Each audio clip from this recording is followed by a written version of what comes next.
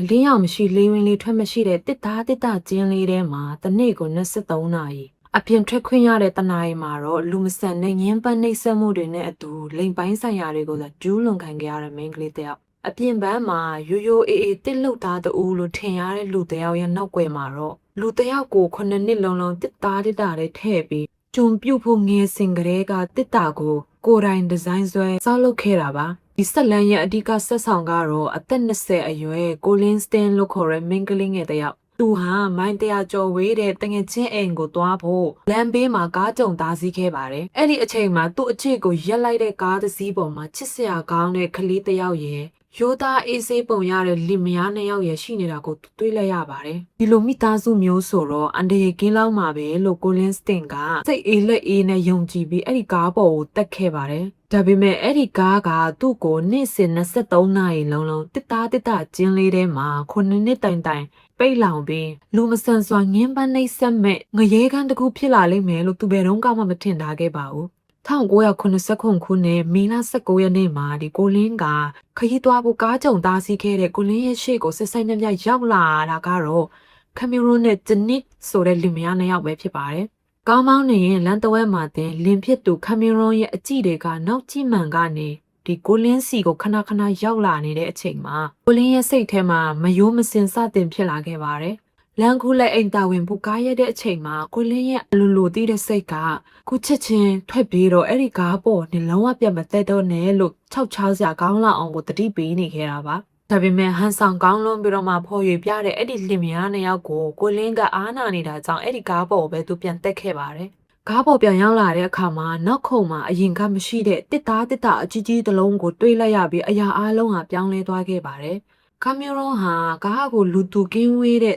တောနဲ့ထဲကိုမောင်းသွင်းပြီးကိုလင်းရဲ့လေပြင်းကိုဓာတ်နဲ့ထောက်ပြီးချင်းချောင်းမှုစတင်လှုပ်ဆောင်ခဲ့ပါတယ်။သူတို့ဟာကိုလင်းကိုအတန်လုံးအောင်အော်ဇောတွေခံထားတဲ့တစ်သားတဲ့ကိုအတင်းအကျပ်ပိတ်လောင်ပြီးသူတို့ရဲ့နေအိမ်ဖြစ်တဲ့မြေအောက်ခန်းစီကိုခေါ်ဆောင်သွားခဲ့ပါတယ်။မြေအောက်ခန်းကိုရောက်သွားတဲ့အချိန်မှာတော့လူမဆန်တဲ့ကြုံပြုတ်နှိပ်စက်မှုတွေစတင်လာပါတော့တယ်။တနေ့လင်23နာရီလုံးအလင်းရောင်မရှိလေဝင်လေထွက်မရှိတဲ့တစ်သားကျင်းထဲမှာဝက်လက်စလစ်နဲ့သူ့ကိုပိတ်လောင်ထားခဲ့ပါတယ်။ကြံတဲ့တနာရီတာအပြင်ထွက်ခွင့်ရပြီးအဲ့ဒီချိန်မှာလဲရစ်ဆက်ကြမ်းကြုတ်တဲ့ရိုက်နှက်မှုတွေနဲ့အတူလိမ်ပိုင်းဆိုင်ရာအဓမ္မပြုကျင့်မှုတွေကိုသာခံခဲ့ရပါတယ်။အဆိုးဆုံးကတော့ဇနီးဖြစ်သူဂျနစ်ကိုရိုင်ကလုံးဝကန့်ကွက်ခြင်းမရှိပဲလင်ဖြစ်သူရဲ့ရစ်ဆက်မှုတွေမှာဘေးကနေအတူတူပူးပေါင်းဆောင်ရွက်ခဲ့တာပါပဲ1988ခုနှစ်မှာကင်မရွန်ဟာကိုလင်းကိုငါတငါရဲ့ကျွန်းအဖြစ်နေထိုင်ရမယ်ဆိုတဲ့ကတိကဝတ်ကိုလည်းအသင်အဓမ္မစာချုပ်ဆိုခိုင်းခဲ့ပါတယ်စိတ်ပိုင်းဆိုင်ရာရောရုပ်ပိုင်းဆိုင်ရာပါလုံးဝပျက်စီးနေတဲ့ကိုလင်းတယောက်ကတော့လက်မှတ်ထိုးပေးခဲ့ရပါတယ်ဒါတင်မကသေးပါဘူးဒီကင်မရွန်ရဲ့နောက်ွယ်မှာThe Company ဆိုတဲ့လျှို့ဝှက်အစွန်းရောက်အဖွဲ့အစည်းတစ်ခုရှိကြောင်းထွက်ပြေးဖို့ကြိုးစားရင်ခွင်လင်းကိုရောခွင်လင်းရဲ့မိသားစုကိုပါတပ်ပစ်မယ်လို့လည်းချိန်ချောက်ခဲ့ပါသေးတယ်ဒီလိုနဲ့ကာလရှည်ကြာနှိမ့်ဆက်ပြီးတဲ့နောက်မှာတော့ကင်မရွန်ဟာကိုလင်းရဲ့စိတ်ကိုလုံးဝချုပ်ကင်သွားနိုင်ပြီလို့ယူဆခဲ့ပါတယ်ဒီလိုနဲ့3လနှစ်ကြော်သွားတဲ့အခါမှာတော့ကင်မရွန်ကကိုလင်းရဲ့စိတ်ထဲမှာကြောက်စိတ်ကကတ္တရာဆေးလိုကပ်နေပြီးဘဲမှထွက်မပြေးရတော့ဘူးဆိုတာသိချသွားပြီဖြစ်တဲ့အတွက်တစ်တာတဲ့ပိတ်ထားတဲ့ရက်တွေကိုရှော့ပေးပြီးကျုံယုံတယောက်လိုမျိုးလွတ်လပ်ခွင့်အချို့ကိုစပြီးပေးခဲ့ပါတယ်ပထမတော့သူမကိုအိမ်ထဲမှာကလေးထိန်းခိုင်းတာတွေအိမ်အလုံးလှုပ်ခိုင်းတာတွေခိုင်းရကနေနောက်ပိုင်းမှာတော့တာမန်လူလိုမျိုးအပြင်ထွက်ပြီးမိုးတဲ့တခုမှတက်ရှင်ရေးဝန်ထမ်းအဖြစ်အလုပ်ဝင်ခဲ့ပါတယ်ဒါပေမဲ့ပိုဆိုးတာကကွင်လင်းချဖွေထားရသမျှပတ်စံတွေကိုကင်မရွန်ကသူအကုန်အိတ်ထဲထည့်ပြီးသိမ်းယူခဲ့တာဖြစ်ပါတယ်ဒါကြောင့်နောက်ပိုင်းမှာခွင်လင်းတယောက်အပြင်ထွက်ခွင့်အလုံးလုံးခွင့်ကားမောင်းခွင့်ရနေသည့်တိုင်အောင်စောက်ကြည့်ခံထားရတယ်ဆိုတဲ့ကြောက်စိတ်နဲ့သူဘဒုစီကမှအကူအညီမတောင်းရဲခဲ့ပါဘူး၄နှစ်အကြာမှာတော့မိသားစုစီကိုတယောက်တည်းပေးလေခဲ့တာတော့မှအမှန်တရားကိုဖွင့်မပြောရဲပဲနဲ့သူ့ကိုနှိပ်စက်ခဲ့တဲ့အဲ့ဒီအိမ်ကိုပဲသူပြန်လာခဲ့တာပါ1984ခုနှစ်9နှစ်အကြာမှာတော့ကင်မရွန်ကကွန်လင်းကိုသူ့ရဲ့ဒုတိယမြောက်ဇနီးအဖြစ်ထပ်မံသိမ်းပိုက်ဖို့ကြိုးစားခဲ့ပါတယ်အဲ့ဒီအခါမှာတော့ပထမဇနီးဖြစ်တဲ့ဂျနစ်တယောက်မနာလိုစိတ်နဲ့အတူတီးမခံနိုင်တော့ပဲကွင်လင်းကိုလူဝက်အဖွဲ့အစည်းစွာလည်းတကယ်မရှိကြောင်းကင်မရွန်ကသာလိန်ညာထားတာဖြစ်ကြောင်းနဲ့အမှန်တရားအကုန်ဖွင့်ပြောပြီးတော့မှသူ့ကိုထွက်ပြေးပကူညီပေးခဲ့ပါတယ်ဒီနေရာမှာထူးဆန်းတာကကွန်လင်းဟာလွတ်မြောက်သွားတဲ့အခါမှာတော့ရဲကိုချက်ချင်းမတိုင်ပဲ Stockholm Syndrome လို့ခေါ်တဲ့ ယောဂလက္ခဏာကြောင့်သူ့ကိုနှိပ်စက်ခဲ့တဲ့ Cameron စီကိုဖုံးဆက်ပြီးတော့မှသူထွက်သွားတော့မယ့်အကြောင်းငိုယိုပြီးသူ့ကိုပြောခဲ့ပါသေးတယ်။နောက်ဆုံးမှာတော့ဂျနစ်ကိုယ်တိုင်ကပဲရဲစခန်းကိုသွားပြီးတော့မှအမှုဖွင့်တိုင်ကြားခဲ့လို့အဲ့ဒီရဲဆက်လာတဲ့ Cameron ကိုဖမ်းဆီးနိုင်ခဲ့ပါတယ်။ဒီလောက်ရက်ဆက်တဲ့ရာဇဝတ်မှုမျိုးကိုကျူးလွန်ခဲ့တဲ့ Cameron Hooker ကဘယ်လိုလူမျိုးလဲ။သူ့ရဲ့နောက်ကျောင်းဟာတကယ်ကိုစိတ်ချောက်ချားဖို့ကောင်းလာပါတယ်။ဒီ Cameron Hooker ကို1953ခုနှစ်နိုဝင်ဘာ9ရက်နေ့မှာမွေးဖွားခဲ့ပါတယ်။သူဟာငယ်စဉ်ကတည်းကတခြားကလေးတွေလိုမျိုးစော့ကစားခြင်းမရှိဘဲနဲ့ခိုးဝက်စိုးသွမ်းတာတွေပဲရှိနေခဲ့ပါတယ်။သူဟာအသက်73နဲ့14နှစ်လူပြိုဖော်ဝင်ကစားအရွယ်တွေမှာပြည့်စိတ်ပိုင်းဆိုင်ရာဟာပုံမှန်လမ်းကြောင်းနဲ့တွေ့ဖယ်နေခဲ့ပါပြီ။သူဟာအမျိုးသမီးတွေကိုကြိုးတုံးနှိပ်စက်မယ်၊ချုံနှောင်မယ်၊ဆန္ဒရှိသလိုကြုံပြုတ်မယ်စ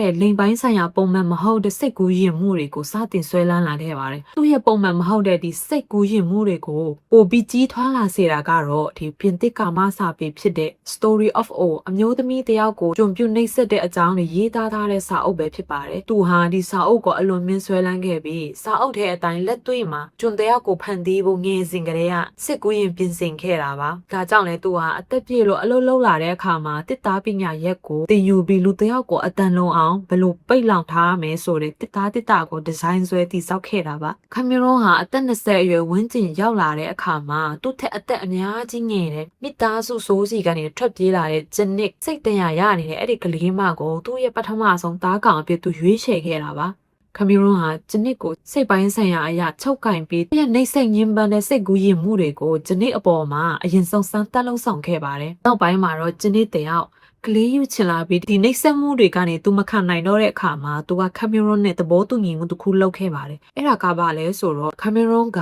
သူ့ကိုယ်ပိုင်လိန်ကျွန်းတယောက်ကိုလမ်းဘေးကနေအမဲလိုက်ချခွေဖို့သဘောတူညီမှုယူခဲ့ကြတာဖြစ်ပါတယ်။တရက်ခွေမှာ Cameron အတွက်အဆိုးရွားဆုံးဖြစ်ခဲ့တာကတော့သူ့ရဲ့ဇနီးကိုယ်တိုင်ကစစ်တမ်းတွေကင်းလွတ်ခွင့်ရဖို့အတွက်သူကအစိုးရရှင်းနေတဲ့သဘောတူညီမှုယူခဲ့တာပါပဲ။ Cameron ရဲ့ရက်စက်မှုတွေကိုဂျနစ်ကိုယ်တိုင်ဒီတရားရုံးမှာသက်သေတရားအနေနဲ့ထွက်ဆိုပေးခဲ့တာဖြစ်ပါတယ်။တရားခွင့်အတွင်းအကျိတ်အနယ်ရှိခဲ့တဲ့အချက်ကတော့လင်းဟာဘာကြောင့်အပြင်ထွက်ခွင့်ကားမောင်းခွင့်ရနေသည့်တိုင်အောင်မိသားစုစီကိုလည်းပေးလေခဲ့တာတောင်မှသူကဘာလို့တခြားလူတွေကိုအကူအညီမတောင်းခဲ့တာလဲဆိုတဲ့မေးခွန်းပဲဖြစ်ပါတယ်။အဲ့ဒီအချိန်မှာအစိုးရရှင်းနေတွေကဒီခွန်လင်းဟာစိတ်ကြမ်းမာရေးဆိုးရွားတာတကယ်ဟုတ်မဟုတ်ကိုသူတို့ကစိတ်ပညာရှင်တွေနဲ့စစ်ဆေးခဲ့ပါတယ်။အဲ့ဒီအချိန်မှာအစိုးရရှင်းနေတွေကစိတ်ပညာရှင်တွေကိုတက်တဲ့အဖြစ်ခေါ်ယူပြီးကွန်လင်းဟာကာလရှည်ကြာနှိပ်စက်ခံရမှုကြောင့်စိတ်ပိုင်းဆိုင်ရာလုံးဝအငြုတ်ခံထားရတဲ့ Stockholm Syndrome ကိုခံစားနေရတာတကြောင်ဖန်တီးထားတဲ့ The Company ဆိုတဲ့လျှို့ဝှက်အစွန်းရောက်အဖွဲ့အစည်းဟာသူ့ကိုမျက်စိတောက်ချောက်ကြည့်နေတယ်ဆိုတာတကြောင်အဲ့ဒီအကြောင်းအရာတွေကသူ့ကိုတန်ကြေချင်းခတ်ထားတာထက်ကိုပိုပြီးခိုင်နေနေကြောင်းသူတက်တည်ပြနိုင်ခဲ့ပါတယ်။နောက်ဆုံးမှာတော့တရားသူကြီးက Cameron Hooker ကိုပြန်ပေးဆွဲမှုမဒိန်းမှုလိမ်ပိုင်းဆိုင်ရာအကြမ်းဖက်မှုအပါအဝင်တွဲချက်ပေါင်းများစွာနဲ့အပြစ်ရှိကြောင်းဆုံးဖြတ်ခဲ့ပြီးထောင်ဒဏ်104နှစ်ချမှတ်ခဲ့ပါတယ်။တရားသူကြီးက Cameron ကိုသူတွေ့ဖူးသမျှအဲမှာစိတ်အပြတ်ဆုံးကာမယူတူ